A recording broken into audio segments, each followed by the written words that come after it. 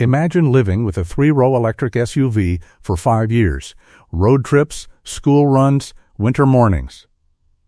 The 2026 Hyundai Ioniq 7 isn't just about range numbers.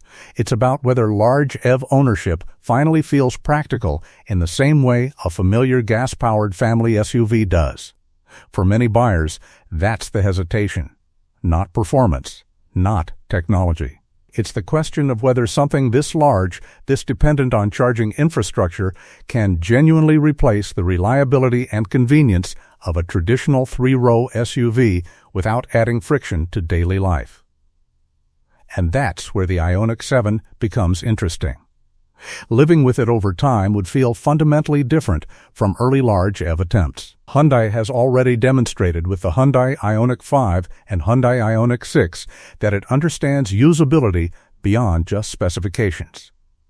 The Ioniq 7 extends that philosophy into the family SUV space, a space traditionally dominated by vehicles like the Toyota Highlander or Honda Pilot, where dependability and packaging matter more than innovation theater. From an ownership perspective, the first thing that stands out is spatial logic.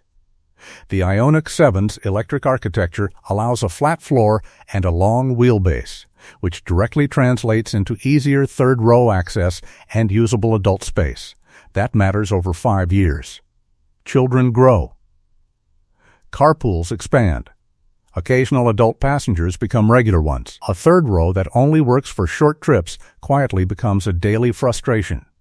Hyundai appears to understand that this vehicle has to function as a true three-row, not a symbolic one. Then there's charging behavior. On paper, fast charging capability is impressive.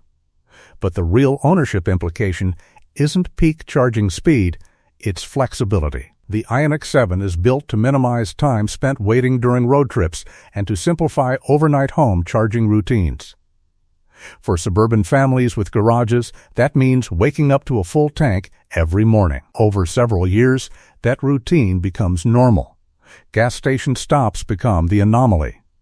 Still, winter range fluctuations and long-distance travel planning don't disappear. They simply become predictable variables.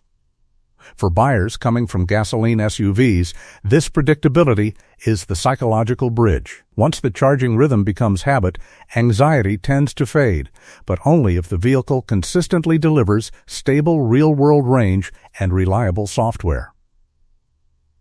That long-term consistency will ultimately define whether the Ioniq 7 earns trust. Let's shift perspective for a moment. From a market standpoint, the Ioniq 7 isn't just another electric SUV. It represents Hyundai testing whether the electric transition can move upstream into the most conservative family segment. Smaller EV crossovers are easier to justify as secondary vehicles. A three-row SUV is rarely secondary. It's the household anchor. And that's the core tension again. Can a large EV serve as the primary family vehicle without compromise? Because if it can't, the consequences aren't minor. A secondary EV can afford inconvenience. A primary family SUV cannot. Missed charging opportunities, winter range surprises, or software instability don't feel experimental in this segment, they feel disruptive. And family buyers have very low tolerance for disruption. Hyundai's approach leans toward comfort and calm rather than sportiness. Acceleration will likely be strong, as most EVs are, but that's not the point. What matters is smoothness, cabin insulation, and long-distance fatigue reduction. Electric drivetrains inherently reduce vibration and noise. Over years of highway trips, that quietness changes the ownership experience in subtle ways. Drivers arrive less tired.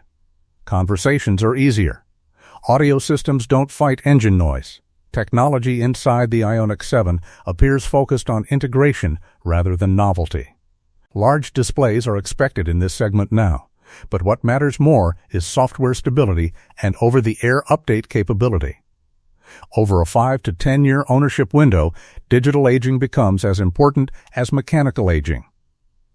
If Hyundai maintains long-term software support, something it has been improving steadily, the vehicle's interior won't feel obsolete halfway through a finance cycle. Cost of ownership is another quiet advantage.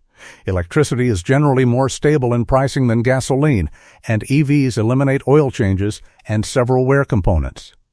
That doesn't make the Ioniq 7 inexpensive, but it does make long-term budgeting more predictable. For families thinking in 5-year increments, predictability carries real value. Resale is still the developing variable. Hyundai's brand trajectory has strengthened significantly over the past decade.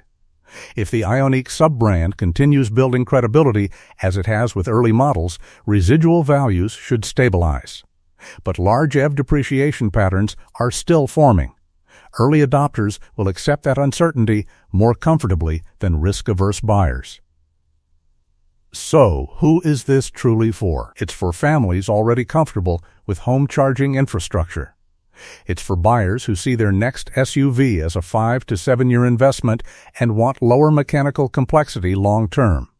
It's not ideal for households without reliable charging access, or for drivers who routinely tow heavy loads across long rural distances. Ultimately, the 2026 Hyundai Ioniq 7 doesn't try to outperform gas SUVs in emotional appeal. It tries to outgrow them in daily logic. And that may be its most convincing argument. Because if, after 5 years of school runs, winter mornings, and summer road trips, ownership feels simpler rather than more complicated, then the core tension dissolves. A large EV no longer needs to prove it can replace a gas-powered family SUV. And once that shift happens, the question isn't whether a large EV can replace a gas SUV. It's why you would go back.